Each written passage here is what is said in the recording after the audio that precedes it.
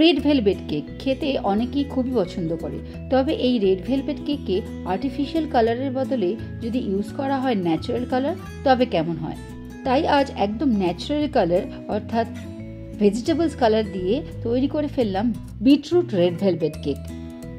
আগের বেকিং সিরিজে যেমন তৈরি করেছিলাম ক্যারট কেক, তেমনি আজকে তৈরি করে ফেললাম beetroot cake. Welcome to Payel's exploring food channel. যারা আমার চ্যানেলে নতুন তারা অবশ্যই আমার চ্যানেলটিকে সাবস্ক্রাইব করে বেল আইকনটিকে প্রেস করে নেবেন ইন ফিউচারে যে কোনো রকমের ফুড এক্সপ্লোরেশন এবং রেসিপি আপডেটের জন্য। চলুন রেসিপি স্টার্ট করা যায়। এই সময় বাজারে খুব ভালো জাতের লাল এবং মিষ্টি বিট পাওয়া যায়। বিটগুলো বাড়িতে নিয়ে এসে ভালো করে খোসা ছাড়িয়ে টুকরো টুকরো করে কেটে নিন। কেটে একটা পাত্রে যতটা বিট নেবেন তার থেকে হাফ মাপের জল অ্যাড করে ভালো করে সেদ্ধ করে নিন। ততক্ষণ সেদ্ধ করবেন যতক্ষণ না জলটা পুরো শুকিয়ে আসছে। তারপরে একদম একটা মিক্সার গ্রাইন্ডারের মধ্যে এই সেদ্ধ করা বিটের একটা পাল্প তৈরি করে নিন। আর অন্যদিকে বেকিং পাত্রে অয়েল ব্রাশ করে বেকিং পেপার সেট করে রাখুন। অন্যদিকে হাফ কাপ দুধ নিয়ে তাতে 1 চামচ ভিনিগার মিশিয়ে ফার্মেন্টেশনের জন্য রেখে দিন। এবার একটা পাত্র নিয়ে তাতে হাফ কাপ দই, হাফ কাপ ব্রাউন সুগার এবং 2 টেবিল চামচ কনডেন্স মিল্ক নিয়ে খুব ভালো করে মিশিয়ে নিতে হবে। চিনি যতক্ষণ না গলছে ততক্ষণ খুব ভালো করে ফেটিয়ে নিতে হবে। এর মধ্যেই অ্যাড করে দিতে হবে 1/4 কাপ কুকিং অয়েল, মানে রিফাইন অয়েল বা ভেজিটেবল অয়েল কিংবা বাটারও এখানে ইউজ করতে পারেন। এর সঙ্গে মিশিয়ে নিতে হবে বিটরুটের পাল্প, যেটা আমরা আগে তৈরি করে নিয়েছিলাম।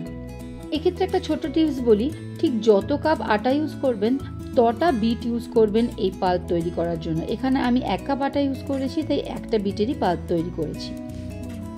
এই সমস্ত উপকরণ খুব ভালো করে মিশিয়ে নেওয়ার পর একটা স্ট্রেনারের মধ্যে 1 কাপ আটা, 1/4 cup cocoa powder, 1 teaspoon baking powder, half teaspoon baking soda, pinch of salt আর হাফ টিস্পুন সিনামন পাউডার, এই সমস্ত কিছু ড্রাই ইনগ্রেডিয়েন্টসগুলো খুব ভালো করে স্ট্রেন করে নিয়ে আগের ব্যাটারের সঙ্গে খুব ভালোভাবে মিশিয়ে নিতে হবে এবং এর সঙ্গে 3 থেকে 4 ড্রপ মতন ভ্যানিলা এসেন্স মিশিয়ে খুব ভালো করে একটা ব্যাটার তৈরি করে নিন। আর অবশ্যই ব্যাটার তৈরি করার সময় আগে থেকে ফার্মেন্ট করা দুধ দিয়ে অল্প অল্প করে দিয়ে সঠিক কনসিস্টেন্সিতে আপনি এই ব্যাটার তৈরি করে নেবেন। খুব ঘনও না আবার খুব পাতলাও না, ঠিক এই কনসিস্টেন্সিতেই আপনাদের ব্যাটার তৈরি করে নিতে হবে। একটা কথা মনে রাখবেন, বেশিক্ষণ ব্যাটার তৈরি করে ফেলে রাখা যাবে না, তাই অবশ্যই আগে থেকে ওভেনকে প্রিহিট করে নিন কিংবা প্রেসার বা কড়াই হলে গরম করে নিন। এরপর এই ব্যাটারটা একটা বেকিং পাত্রে ঢেলে নিয়ে 180 ডিগ্রি সেন্টিগ্রেডে 40 থেকে 45 মিনিট মতন ওভেনে বেক করে নিতে হবে। প্রেসারে বা কড়াইতে করলে একদম কম আছে 50 থেকে 60 মিনিট মতন বেক করে নিতে হবে। 40 মিনিট পর অবশ্যই একটু চেক করে নিন কেকটা ঠিক মতন বেক হয়েছে কিনা। তারপরে একটা ছুরি বা স্প্যাচুলার সাহায্যে চারিদিকটা থেকে পাত্র থেকে ছাড়িয়ে নিয়ে কেকটাকে ডিমোল্ড করে নিন। ব্যাক পোর্শন থেকে বেকিং পেপারটা সরিয়ে নিন এবং দেখুন কত সুন্দর বিটরুটের ফ্লাপি কেক তৈরি হয়েছে। তবে এই কেকটা এরকমভাবেও খাওয়া যেতে পারে, অথবা এটিকে স্লাইস করে কেটে নিয়ে ভেতরে ক্রিম দিয়ে প্রতিটা লেয়ারে ক্রিম ইউজ করে আপনারা কিন্তু এইভাবে বিটরুট রেড ভেলভেট কেকের প্রিপারেশন নিতে পারেন। এক্ষেত্রে আমি কেকটাকে 3 থেকে 4টে লেয়ারে কেটে নিয়েছিলাম এবং প্রতিটা লেয়ারের উপরে সুগার সিরাপ দিয়ে সোক করে ক্রিম অ্যাড করে ভালো করে পরপর লেয়ার ওয়াইজ এরকমভাবে একটা কেক তৈরি করে নিয়ে এবং সাইড এবং ওপরে ক্রিমের লেয়ার লাগিয়ে নিয়েছিলাম। এবং অবশ্যই কিছুক্ষণের জন্য আপনারা কিন্তু ফ্রিজে রেখে দেবেন, তাহলে কিন্তু ক্রাম কোটিং হবে না। কেক গায়ে খুব ভালো করে ক্রিমটা সেট করতে গেলে কিছুক্ষণের জন্য ফ্রিজে রেখে নেবেন। এই উপরের যে লেয়ারটা আমরা কেটে বাদ দিয়ে দিয়েছিলাম কেকের, যেটা ফেটে গেছিলো, সেটাকে আমরা কিন্তু মিক্সার গ্রাইন্ডারের সঙ্গে একদম ডাস্ট বানিয়ে নিলাম। এই ডাস্টটাই আমরা কিন্তু আমাদের যে রেড ভেলভেট কেকের লেয়ার ওয়াইজ যে কেকটা আমরা তৈরি করেছি ক্রিম কেক, সেটার সঙ্গে কিন্তু আমরা ইউজ করব। অর্থাৎ এইভাবে দেখুন আমরা সাইডে দেখতে খুব সুন্দর লাগার জন্য এবং খেতেও ভালো লাগবে, তার জন্য আমরা কিন্তু সাইড থেকে এইভাবে যে ডাস্টগুলো আমরা করে নিয়েছিলাম সেগুলোকে আমরা লাগিয়ে দিলাম।